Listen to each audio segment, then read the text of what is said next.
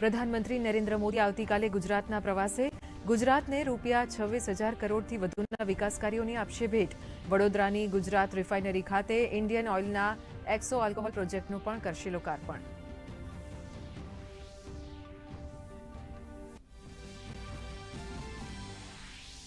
પ્રધાનમંત્રી નરેન્દ્ર મોદીએ શીખ સંગત સાથે કરી વિશેષ બેઠક।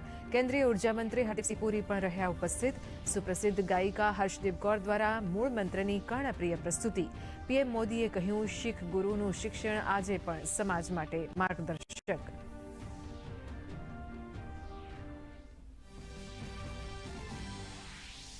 સાઉદી અરબ અને પાકિસ્તાન વચ્ચે થયેલ સમજૂતી મુદ્દે વિદેશ મંત્રાલયનું નિવેદન।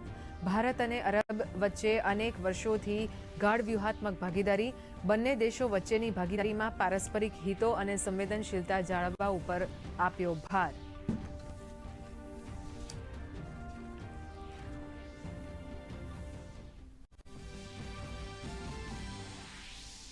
કોંગ્રેસ નેતા રાહુલ ગાંધીના ઝેનજી મામલે રાજકારણ ગરમાયું। દેશમાં અરાજકતા ફેલાવવાનો ભાજપ નેતા રવિશંકરનો આરોપ, તો કેન્દ્રીય મંત્રી કિરણ રિજિજુએ દેશ વિરોધી નેરેટિવ ઘડવાનો મૂક્યો આક્ષેપ।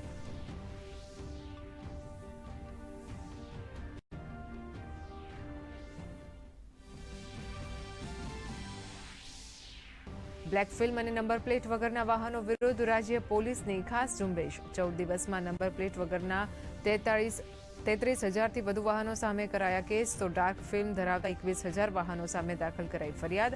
અમદાવાદ, વડોદરા, રાજકોટ અને સુરતમાં થઈ કડક કાર્યવાહી।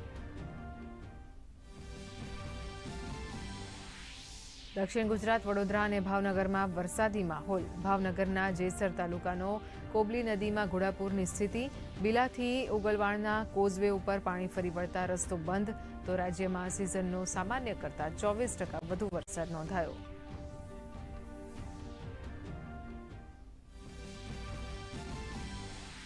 કચ્છમાં પ્રવાસી પક્ષીઓની ગણતરી 2025નું આયોજન। સમગ્ર કચ્છ વિસ્તારને 51 ઝોનમાં વહેંચી વૈજ્ઞાનિક રીતે હાથ ધરાશે સર્વેક્ષણ।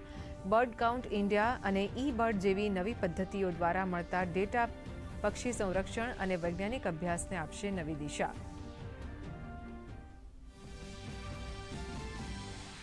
એશિયા કપમાં ઓમાન સામેની મેચમાં ભારતનો ટોસ જીતી બેટિંગ કરવાનો નિર્ણય।